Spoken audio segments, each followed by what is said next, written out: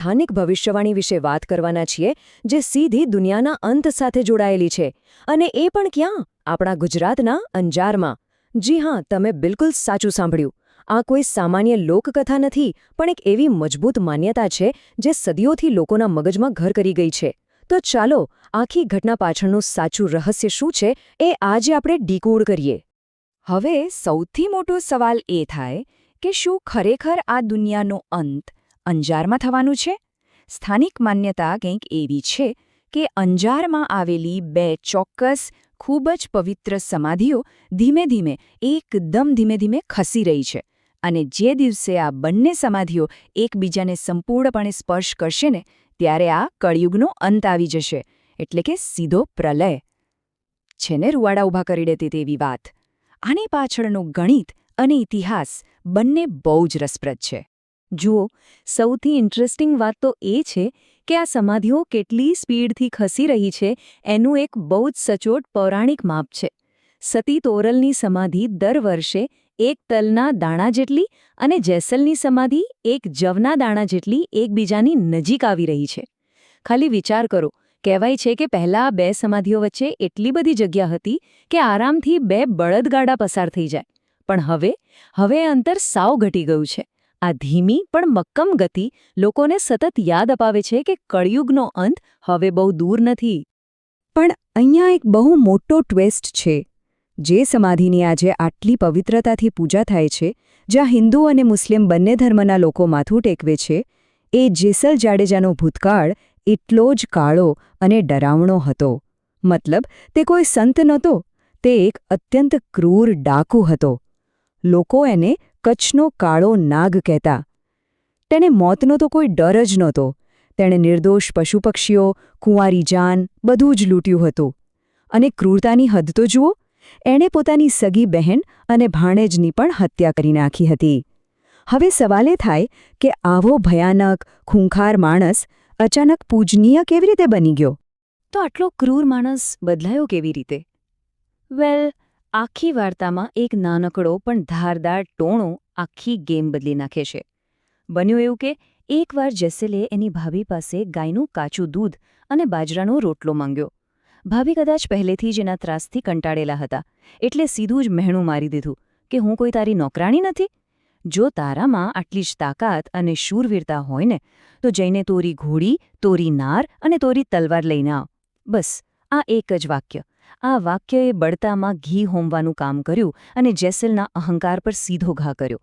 હવે ભાભીએ જે મેણું માર્યું એમાં જેસલને પોતાની મર્દાનગી સાબિત કરવા માટે 3 મોટા ટાસ્ક મળ્યા. પહેલું, તોરી ઘોડી ચોરી લાવવી. બીજું, તોરી નાર એટલે કે તોરલ નામની સ્ત્રીનું અપહરણ કરવું. અને ત્રીજું, તોરી તલવાર લાવવી. પોતાનો અહંકાર સંતોષવા જેસલ સીધો કાઠિયાવાડ તરફ નીકળી પડ્યો. પણ એને સપનામાંય અંદાજો નહોતો કે આ સફર એનું આખું જીવન, એનું સ્વભાવ બધું જ હંમેશ માટે બદલી નાખવાની છે. પછી તો જેસલ કાઠિયાવાડ પહોંચ્યો, પણ ત્યારે એક એવી ઘટના બની જે સાંભળીને તમે પણ ચોંકી જશો. તે રાતના અંધારામાં ઘોડારમાં સંતાયો હતો અને અચાનક એના જ હાથમાં જમીનનો ખીલો વાગી ગયો. લોહી નીકળવા માંડ્યું, છતાં તે ચૂપચાપ સહન કરતો રહ્યો. જ્યારે સવારે એ પકડાઈ ગયો અને એણે કબૂલ્યું કે તે તોરલને લેવા આવ્યો છે, ત્યારે જે થયું એ તો એકદમ અકલ્પનીય હતું. તોરલના પતિ સાસતિયાએ એક ડરાવણા ડાકુને પોતાની પત્ની એકદમ હસતા હસતા સોંપી દીધી.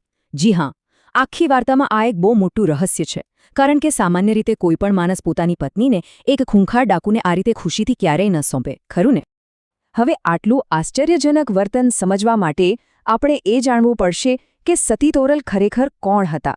જો સતી તોરલ કોઈ સામાન્ય સ્ત્રી નહોતા. તેઓ એક ઉચ્ચ કક્ષાના આધ્યાત્મિક વ્યક્તિત્વ ધરાવતા હતા. એક એવી દિવ્ય ચેતના જે માનવ શરીરને માત્ર માંસ અને હાડકાનું નાશવંત માળખું જ માનતા હતા. એમને સાંસારિક મોહમાયા સાથે કોઈ જ લેવા દેવા નહોતા. તમને જાણીને નવાઈ લાગશે કે અગાઉ તેમણે પોતાની દિવ્ય દૃષ્ટિથી પોતાના પતિ સાસતિયાના વાસનાયુક્ત સ્વભાવને પણ સાવ બદલી નાખ્યો હતો. એટલે જ સાસતિયા પણ એક એવી આધ્યાત્મિક અવસ્થામાં પહોંચી ગયા હતા જ્યાં તેમણે હસતા મુખે તોરલને વિદાય આપી. અને હવે શરૂ થાય છે આ ઐતિહાસિક યાત્રાનો અસલી ક્લાઇમેક્સ. જેસલ તોરલને લઈને દરિયાઈ માર્ગે પાછો ફરી રહ્યો હતો. બધું બરાબર જઈ રહ્યું હતું અને અચાનક દરિયામાં એક ભયાનક અસામાન્ય વાવાઝોડું આવ્યું. હોડી ડોલવા લાગી. જે જેસલ ક્યારેય મોતથી નહોતો ડરતો, જેણે ક્યારેય ભય નામની વસ્તુ જ નહોતી જોઈ, તેને જિંદગીમાં પહેલીવાર સાચા મોતના ખોફનો અહેસાસ થયો. તે ખરાબ રીતે ગભરાઈને ધ્રુજવા લાગ્યો. પણ બીજી બાજુ વાવાઝોડું ગમે તેટલું ભયાનક હતું, છતાં તોરલ એકદમ શાંત બેઠા હતા. તોરલે આ જ પરિસ્થિતિનો ઉપયોગ કરીને જેસલને સીધું અલ્ટિમેટમ આપી દીધું. જો જીવતો બચવો હોય ને અને આ હોડીને ડૂબતા બચાવવી હોય તો તારા બધા જ પાપ કબૂલ કરવા પડશે. તો અહીં સૌથી અગત્યનો પોઈન્ટ સમજવા જેવો છે. આ ખાલી કોઈ વાવાઝોડાનો ડર નહોતો. આ એક ભયંકર સાયકોલોજીકલ બ્રેકડાઉન હતું. એક અત્યંત ક્રૂર ડાકુ અંદરથી સંપૂર્ણપણે ભાંગી પડ્યો હતો.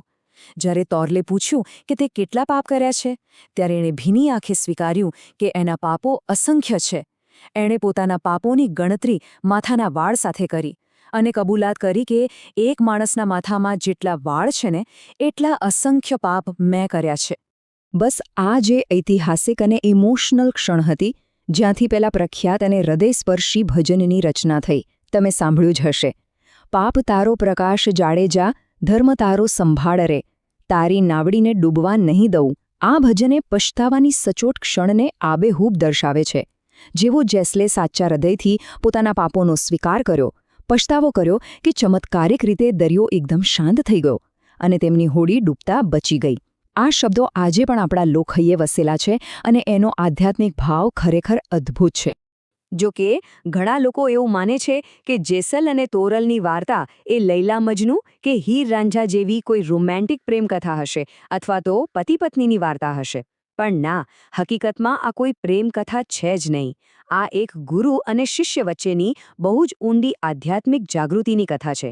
આ એક એવી વાર્તા છે જેમાં એક આધ્યાત્મિક ગુરુ પોતાના દિવ્ય જ્ઞાનથી એક રાક્ષસ જેવા ડાકુને એક પરમ સંતમાં ફેરવી નાખે છે. આ આધ્યાત્મિક પરિવર્તનનું એક અદ્ભુત અને જીવંત ઉદાહરણ છે. અને સતી તોરલની આધ્યાત્મિક શક્તિ કેટલી પ્રચંડ હશે એનો ખ્યાલ તમને એ વાત પરથી આવશે કે તેમણે 3 તદ્દન અલગ પ્રકૃતિના પુરુષોની આખી જિંદગી બદલી નાખી હતી. પહેલા સાસતિયા, જેઓ શરૂઆતમાં વાસનાથી ભરેલા હતા, તેમને આધ્યાત્મિક સત્ય તરફ વાળ્યા. બીજા હતા સધીર શેઠ. આ ભાઈ બહુ જ અહંકારી વેપારી હતા અને એમણે તોરલ પાસે ખરાબ માંગણી કરી હતી. પણ તોરલે એવો ડર બતાવ્યો કે તેઓ કઠોર પસ્તાવો કરવા મજબૂર થઈ ગયા.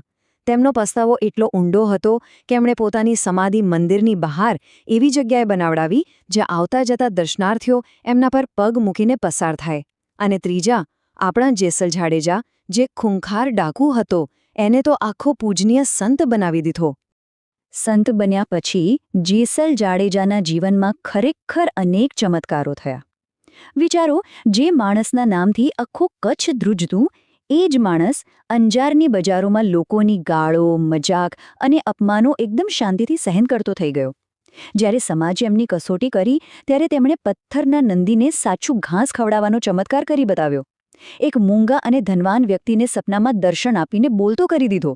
આ બધા ચમત્કારો એમની સંત અવસ્થાની સાબિતી હતા.